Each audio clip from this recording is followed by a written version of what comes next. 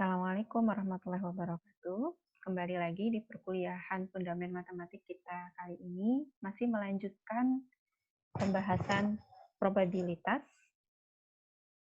Tadi kita sudah menyelesaikan terkait dengan terminologi ruang sampel. Nah, sekarang kita akan masuk kepada pemahaman terminologi yang lain, yaitu titik sampel, kejadian, dan ruang nol.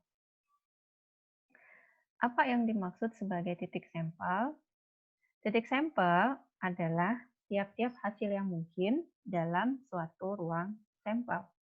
Masih ingat kan ruang sampel itu apa? Ruang sampel itu adalah seluruh, ya jadi himpunan dari seluruh hasil yang mungkin terjadi. Nah, kita kembali ke titik sampel. Misalnya nih, saya punya sebuah koin ya, uang koin. Nah, kalau kita lihat uang koin ini, faktanya dia memiliki dua sisi. Sisinya itu ada bagian angka dan ada bagian gambar. Nah, berarti inilah yang disebut sebagai ruang sampel. Nah, kalau ditanya titik sampelnya, berarti misalnya titik sampel yang berisi gambar ada berapa? Ya, satu. Yang isinya angka, ya satu juga. Karena kebetulan di sini koinnya cuma satu. Kalau ada dua, bagaimana? Kalau ada tiga, nah selanjutnya. Misal nih, kita membuat sebuah percobaan. Kita mau melempar 3 mata uang koin tadi, ya. Nah, maka kita akan dapatkan ruang sampelnya misalnya adalah S. Nah, berarti kita bisa menentukan banyak titik sampelnya ada berapa. Nah, cara paling gampangnya kita bisa gunakan rumus. Ya, misalnya nih, kalau ruang sampelnya pada objek tadi itu ada 2, misalnya nih kayak mata uang ya, uang koin ya, dia kan punya sisi gambar sama sisi angka, berarti kan 2. Nah, sementara uang yang digunakan ada 3, berarti 2 pangkat 3. Sehingga banyak titik sampelnya 8. Nah, kalau kita menguraikan, siapa aja sih anggota dari himpunan ruang sampel, nanti kita uraikan seperti ini. Berarti bisa jadi dari 3 koin yang dilempar, bisa saja yang muncul semuanya angka, atau bisa saja yang muncul koin pertama angka, koin kedua angka, koin ketiga gambar, bisa jadi juga yang muncul ternyata dari ketiga koin itu semuanya gambar. Nah, kalau ditanya titik sampelnya, nah misal nih, titik sampel untuk kejadian muncul angka pada semua koin. Ya, angka semua isinya. Nah, kalau kita perhatikan di ruang sampelnya ya cuma ada satu ya, muncul semua angka. Berarti banyak titik sampelnya satu. Titik sampel untuk kejadian muncul gambar pada semua koin yang dilempar, kalau kita perhatikan di ruang sampelnya ya cuma satu. Gambar, gambar, gambar, cuma satu. Nah, bagaimana kalau titik sampel untuk kejadian munculnya satu angka dan 2 gambar pada koin yang dilempar? Satu angka dan 2 gambar. Oke, ini dia. Satu angka, 2 gambar. Ya, satu angka, 2 gambar, satu angka, 2 gambar, berarti totalnya ada 3. Nah, itu tadi titik sampel. Nah, sekarang kita masuk kepada terminologi berikutnya. Apa itu yang dimaksud sebagai kejadian?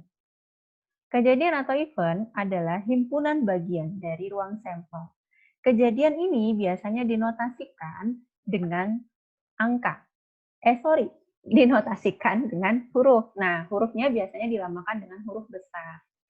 Nah, kenapa kok perlu dinotasikan dengan huruf? Ya karena dia melambangkan suatu kejadian yang dinyatakan dengan menggunakan kalimat yang panjang. Nah, ini kan tidak efisien ya, makanya kita perlu variabel atau notasi. Misalnya di sini, kita memberikan notasi U untuk menyatakan kejadian dari jumlah kemunculan sisi angka yang lebih dari sekali pada percobaan melempar 3 mata uang. Maka U itu isinya siapa saja? Ya, berarti isinya yang mengandung kemunculan sisi angka lebih dari sekali. Berarti yang termasuk itu kalau muncul 3 angka, berarti semuanya angka, atau muncul 2 angka. Gitu. Nah, ini contohnya ada di sini. Nah, contoh yang lain misalnya untuk kita nyatakan kejadian B. B itu notasi untuk menyatakan jumlah cacat, hanya 1. Misal kita punya produk, tadi kan ada ya di slide sebelumnya, di video sebelumnya, kita punya produk, produknya itu ada yang dia mengandung cacat dan ada yang dia tidak mengandung cacat, produknya sebanyak 3. Nah, kalau dari 3 produk ini, maka yang cacatnya hanya 1, itu bisa jadi produk pertama cacat, produk kedua tidak cacat, produk ketiga tidak cacat. Nah, atau produk pertama tidak cacat, produk kedua cacat, produk ketiga tidak cacat. Atau dan bukan atau dan produk pertama tidak cacat, produk kedua tidak cacat, produk terakhir cacat. Nah, berarti kejadiannya ya himpunannya ada di sini. Kalau ditanya ada berapa banyak anggota himpunannya, ada 3. Nah, contoh yang lain, misalnya D itu adalah notasi untuk menyatakan kejadian munculnya angka ganjil pada lemparan dadu. Oke, sekarang kita lihat ya, dadu itu ada berapa titiknya? Ada 6. Nah, sekarang yang dia termasuk bilangan ganjil ada berapa? Oh, yang termasuk bilangan ganjil itu 1, 3, 5. Berarti kalau ditanya berapa anggota himpunannya, jumlahnya ada 3. Nah, itu tadi ya. Jadi kejadian atau event adalah himpunan bagian dari ruang sampel, biasanya dinotasikan dengan huruf besar. Nah, sekarang ruang 0. Oke, sekarang ruang 0. Ruang 0 adalah himpunan bagian dari ruang sampel yang tidak mengandung unsur. Lambangnya adalah seperti ini. Ya, ini lambangnya. Nah, contohnya misalnya, kita punya suatu kejadian, kita beri notasi X. X merupakan ya kejadian munculnya angka 7 dalam lemparan dadu. Nah, mungkin nggak ada ya, karena titik dadu itu cuma sampai 6, jadi nggak mungkin muncul angka 7. Kalau dadunya cuma 1, kecuali dadu yang dilempar ada 2. Berarti kejadiannya itu tidak ada, atau dilambangkan dengan ruang 0. Nah, saya punya pertanyaan yang harus kalian jawab di kolom komentar. Apakah ruang 0 ya sama dengan himpunan 0? Ya. Apakah ruang 0 itu sama dengan himpunan 0?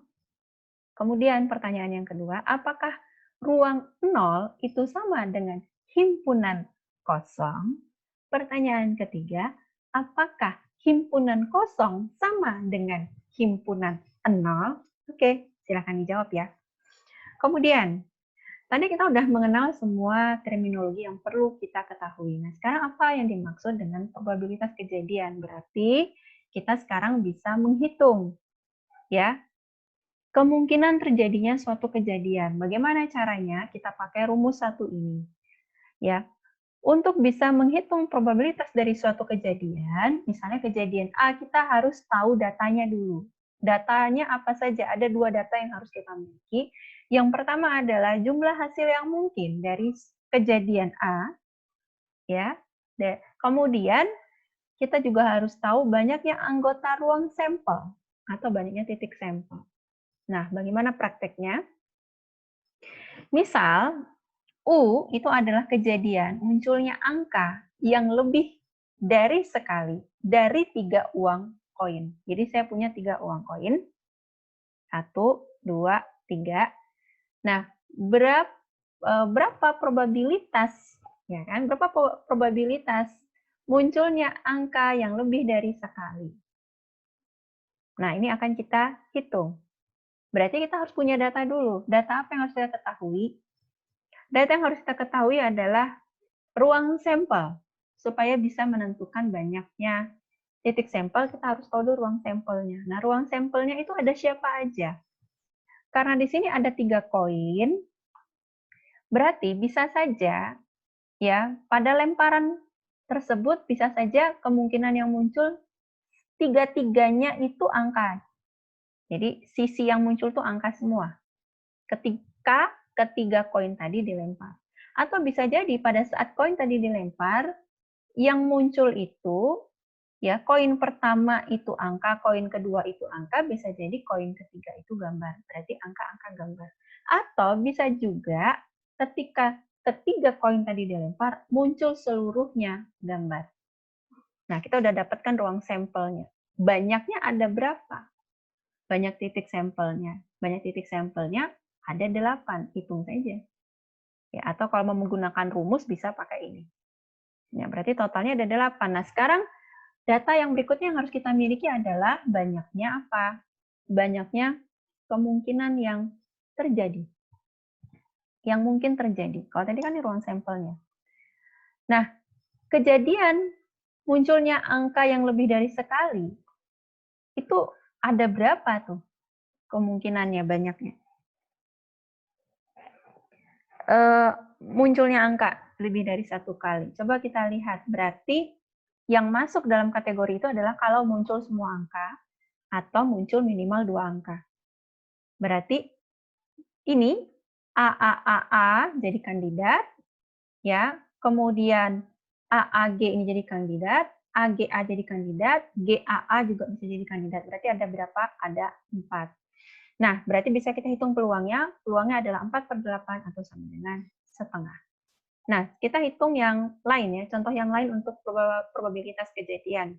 Misalnya, sekarang kita punya masalah, ya, kita ingin mengetahui peluang, ya, dari kejadian apa. Misalnya D itu adalah kejadian munculnya mata dadu bernilai ganjil dari satu buah dadu. Misalnya yang kita lempar ini satu buah dadu. Nah, berarti kita harus punya data apa? Ruang sampel. Ruang sampel dadu. Kalau cuma ada satu dadu, berarti ruang sampelnya ada sebanyak jumlah titiknya, berarti 6. Nah, kemudian mata dadu bernilai ganjil itu ada berapa? Ya, mata dadu bernilai ganjil coba kita list. Ya, 1, 3, 5. Berarti kalau di total ada berapa? 3. Ya, ada 3. Berarti banyaknya ruang sampel 6, banyaknya mata dadu bernilai ganjil itu ada 3. Nah, berarti peluangnya 3/6 atau sama dengan setengah. Nah, sekarang saya punya pertanyaan buat kalian. Ya, tentukan ya peluang kejadian munculnya mata dadu bernilai genap dari satu buah dadu. Oke, kemudian yang berikutnya, tadi itu yang pertanyaan keempat. Pertanyaan kelima yang harus kalian jawab di kolom komentar adalah kejadian munculnya mata dadu bernilai bilangan prima. Oke, baik. Nah, kemudian yang keenam, munculnya mata dadu yang bernilai kelipatan 2. Oke. Nah, silahkan dijawab di kolom komentar. Nah, alhamdulillah telah selesai materi kita di kuliah hari ini. Sampai bertemu di kuliah berikutnya. Jangan lupa ya tinggalkan komentar Anda sebagai bukti bahwa Anda sudah ikut kuliah pada hari ini. Assalamualaikum warahmatullahi wabarakatuh.